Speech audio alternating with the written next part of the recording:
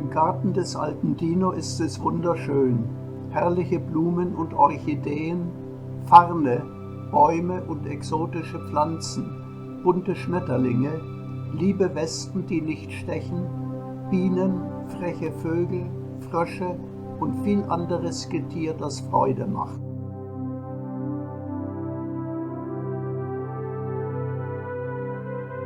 Aber für manche Bewohner des Gartens ist es dort recht gefährlich. Die müssen vorsichtig sein, um am Leben zu bleiben.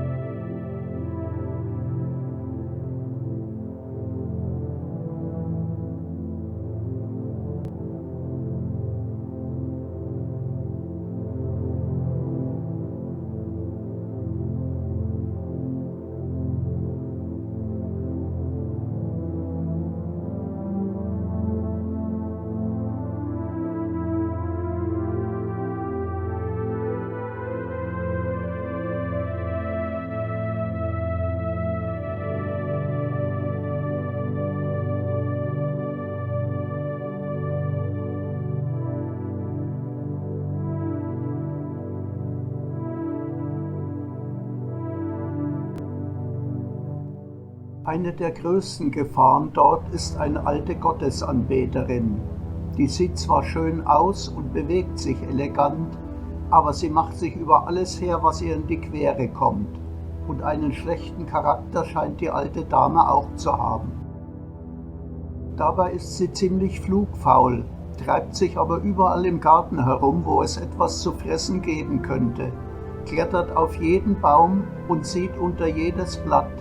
Und wenn sie ein Opfer erspäht, springt sie es an oder fliegt drauf los.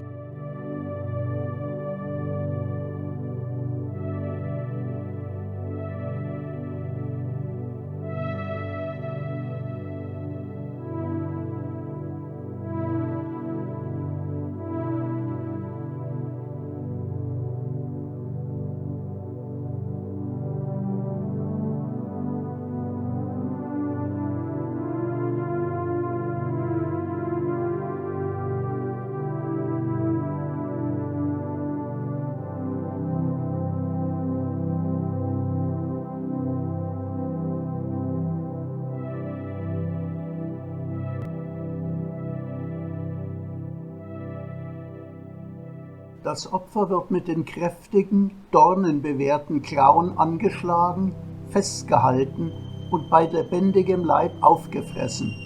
Die Wörter Mitleid und Gnade kommen in ihrem Wortschatz nicht vor. Angeblich hat sie sogar ihre verflossenen Ehemänner nach der Begattung aufgefressen, aber dafür gibt es keine Zeugen.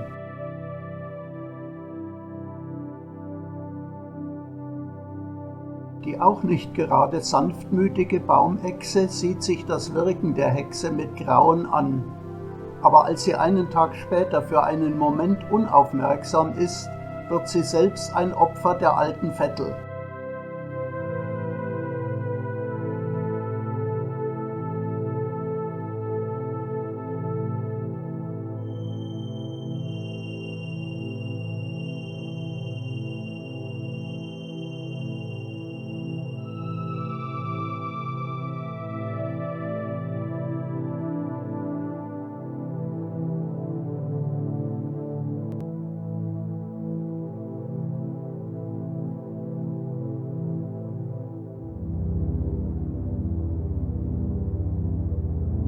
Hin und wieder kommt ein Verwandter zu Besuch und macht sich extra schön für die Aufwartung. Bei der Putzerei sieht man dann auch, was für üble Waffen so eine Gottesanbeterin hat. Aber die Alte schenkt den Verwandten wenig Aufmerksamkeit und hat ständig schlechte Laune, so dass diese schnell wieder abreisen.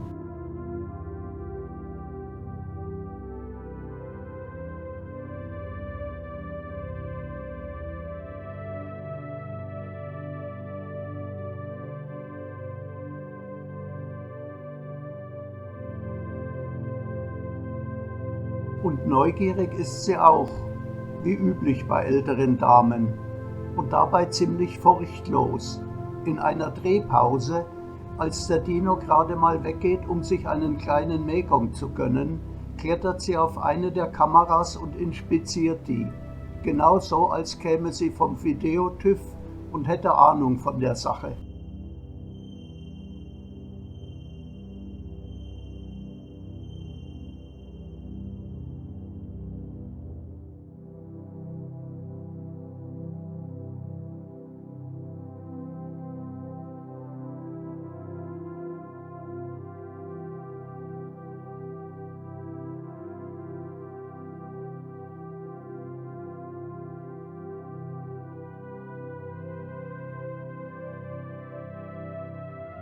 So lebt sie in den Tag hinein, bis dann eines Tages ein hübscher junger Mantide vorbeikommt, der seine Tante besucht.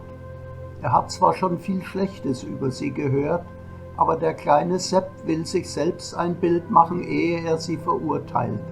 Es könnte ja sein, dass er ein paar leckere Raupen oder Heuschrecken für ihn hat. Er macht also artig seine Aufwartung, hat aber doch ein wenig Schiss.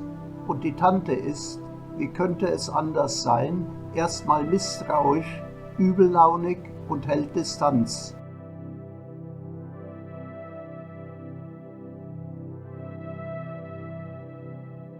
Sepp erzählt aber fleißig drauf los und lullt die Tante ein. Und langsam wird die alte Dame weich und putzt sich sogar ein wenig für den Kleinen.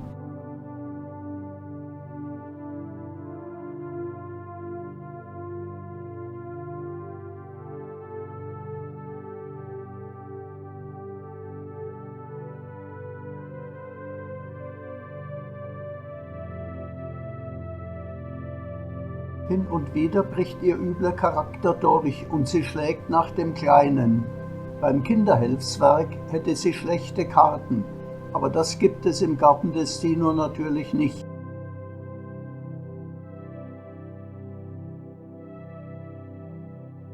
Sepperl ist aber trotz solcher Zwischenfälle unermüdlich und beschmust die Alte weiter. Und schließlich darf er der Tante sogar auf den Rücken klettern, was bei der einem Wunder gleichkommt. Jetzt wähnt sich Schmuse-Sepp am Ziel seiner Träume und wickelt die Tante komplett ein. Die Arme hat ja so wenig Liebe im Leben erfahren, dass sie völlig dahinschmilzt.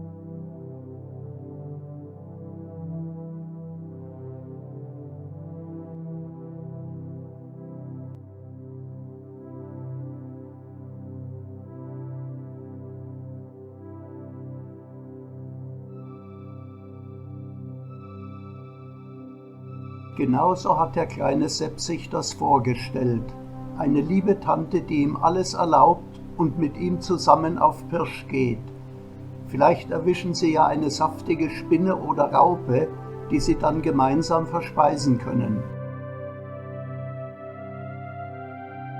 Leider kommt der wahre Charakter der Tante wieder zum Vorschein, ehe ein Opfer zum Verspeisen gefunden wird und sie verkauft dem Kleinen ordentlich eine. Der flüchtet unter ein Blatt und heult erstmal vor Enttäuschung. Dann kriecht Sepp unter seinem Blatt hervor und versucht die Tante wieder zu bezirzen. Und dann zeigt die alte Hexe ihr wahres Gesicht. Als Sepperl denkt, alles wäre wieder gut, packt ihn die Alte von hinten, hält ihn fest und frisst ihn bei lebendigem Leibe auf, bis nichts mehr von ihm übrig ist. So schrecklich hat sich der kleine Sepp den Besuch bei seiner Tante wirklich nicht vorgestellt.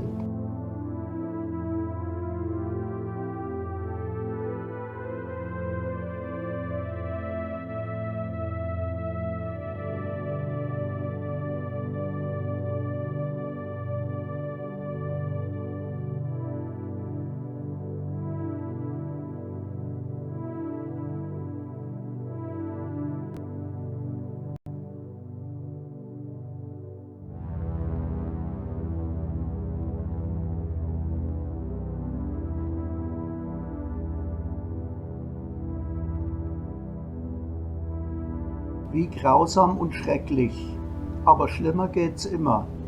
Am nächsten Tag kommt Franz vorbei, ein Freund des kleinen Sepp. Der will sich erkundigen, wo der denn abgeblieben ist.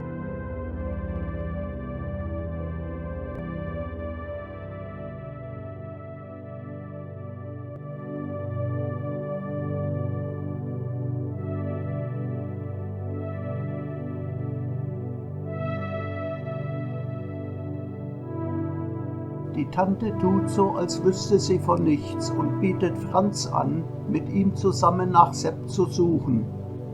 Aber Franz ist misstrauisch und versucht zu fliehen. Doch ehe er auch nur Papp sagen kann, fällt sie über ihn her. Der Franz zappelt, weint und bettelt um Gnade, aber das nützt ihm nichts. Er wird wie der Sepp bei lebendigem Leibe aufgefressen.